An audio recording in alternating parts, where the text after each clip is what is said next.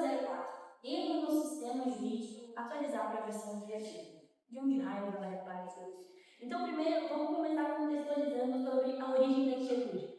Para a gente falar sobre isso, eu preciso compartilhar com vocês que eu comecei a trabalhar com inovação e tecnologia no direito desde o início da minha graduação. E isso fez com que eu tivesse muita clareza desde então que existe um distanciamento bastante expressivo da esfera acadêmica com a prática profissional. Só que essa clareza começou a ganhar contornos de preocupação na medida em que eu comecei a me perguntar para qual realidade do mercado eu efetivamente estou me preparando. E aí eu decidi desdobrar essa preocupação em duas perguntas que foram o norte da minha pesquisa de TCC. Quais sejam, primeiro, qual o impacto da tecnologia na seara jurídica? E segundo, o modelo de ensino como está posto está adequado para ser em prática? E para explorar essas perguntas, eu primeiro parti da premissa antropológica de que nós somos fruto do meio, o homem é produto do meio. E por quê? Porque isso vai entender um pouco sobre o processo de profissionalização, o impacto da tecnologia no sistema, para você entender os elementos que compõem esse sistema. E aqui eu já vou pedir para vocês imaginarem comigo que o sistema jurídico é como um cubo mágico. Por quê? Vamos lá. O cubo mágico, todas as facetas estão conectadas. E o movimento de uma necessariamente reverbera sobre a outra.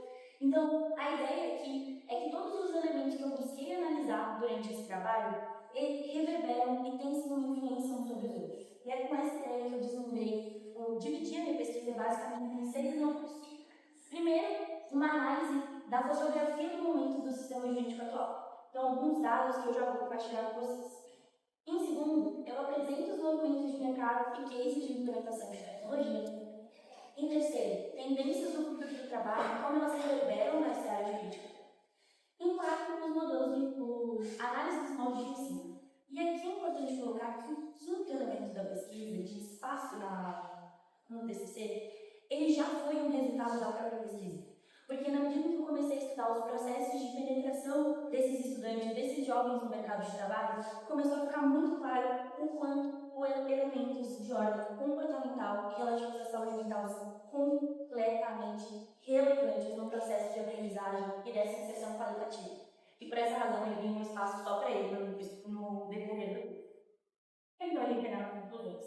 Então, começando, dados do sistema jurídico atual, a gente tem mais faculdades de direito que todos os demais países do mundo, sendo que de todas elas, menos 10% tem chancela de qualidade da OAB.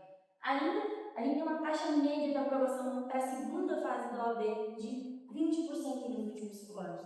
E de acordo com o IBE, que é o Instituto de Economia Aplicada, Instituto de Pesquisa Econômica Aplicada, quase 40% não conseguem ingressar no mercado de trabalho jurídico logo após sair da faculdade.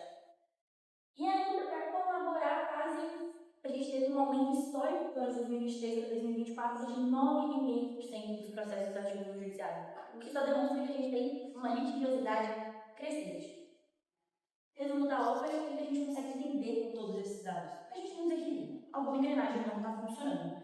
E chegar nessa constatação fez com que eu ficasse ainda mais instigado a compreender essas facetas. Então vamos à primeira variável, que são os movimentos de mercado. E aqui a gente precisa dar um passo atrás e lembrar que o sistema oposto ao capitalista, portanto a regra do jogo está da produtividade, da eficiência.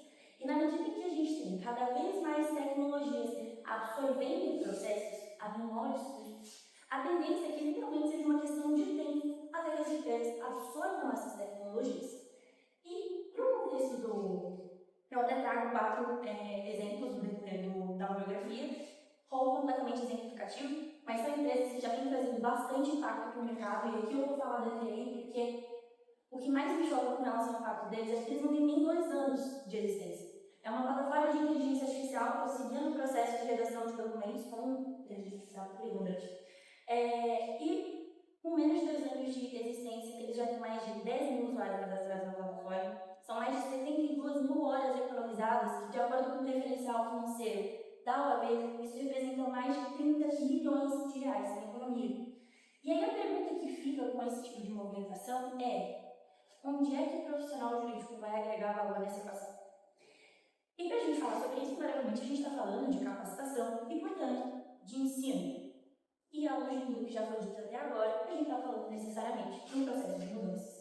E aqui a gente consegue fazer análise das mudanças sobre 2 prismas. Primeiro, sobre o conteúdo. Hoje já existem N teorias que tratam a interdisciplinaridade sobre diferentes formas, mas trazendo o quanto ela é uma ferramenta de resolução de problemas e um espaço de oportunidade para a atuação. E para além disso, se a gente for considerar a essência do direito, o direito é uma ciência que se propõe a regular as relações humanas.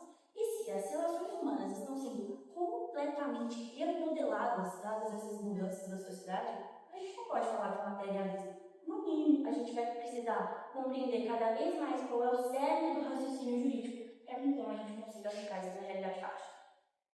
O outro trilho é o do método, e aqui a gente vai explorar duas vertentes.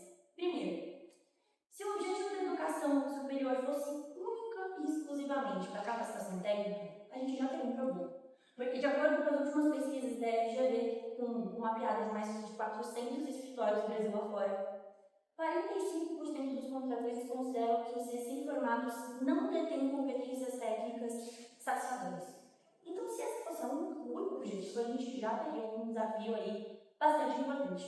E aí eu quero fazer um jogo com vocês, desafio dos 7 anos. Onde estão as principais diferenças? E, tudo bem, Maria Clara, a gente tem um projetor, tem outros elementos, mas a tem, é basicamente a mesma. Não é porque sempre foi feito de um jeito que é ruim, né? Às vezes está sendo sempre feito de um jeito que funciona, mas a gente já viu que não é bem nessa linha. E aí, estudando sobre movimentos de mercado, você vai olhar, né, quais são os desafios do processo de inserção no mercado de trabalho. É aí que acontece a descoberta do tópico 5, elementos comportamentais. Os principais desafios não são de ordem técnica. As empresas estão se dispondo muito, inclusive, a capacitar tecnicamente as pessoas. Mas os elementos comportamentais estão completamente sensíveis nesse cenário. E aí eu preciso abrir um parênteses para a gente lembrar qual é o objetivo primeiro da educação. O desenvolvimento integral do indivíduo. E além da educação superior, o ensino superior tem o objetivo de capacitar para que os indivíduos que passam por esse processo sejam capazes de ingressar e permanecer contributivamente dentro do mercado de trabalho.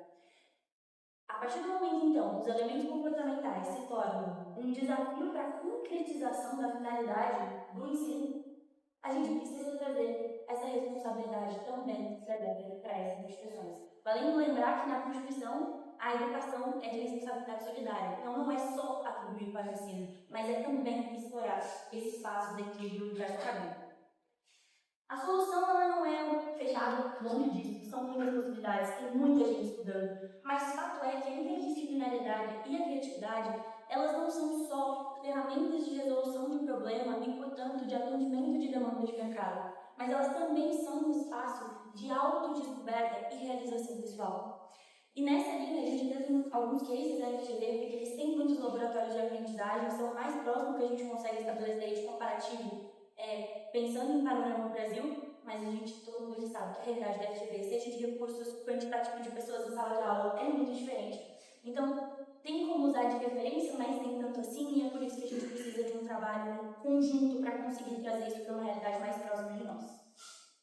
E assim a gente caminha para a conclusão no sentido que, respondendo às perguntas, objetivamente falando, não dá para a gente estabelecer como numa régua qual é o impacto precisamente da tecnologia na esfera jurídica, mas a gente sabe que ele é expressivo.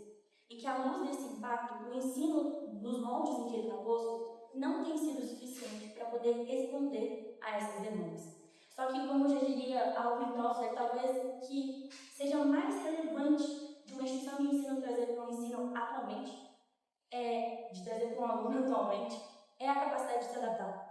Porque o analfabeto do século XXI não vai ser aquele que não consegue ler e escrever, mas aquele que não consegue aprender, desaprender e reaprender.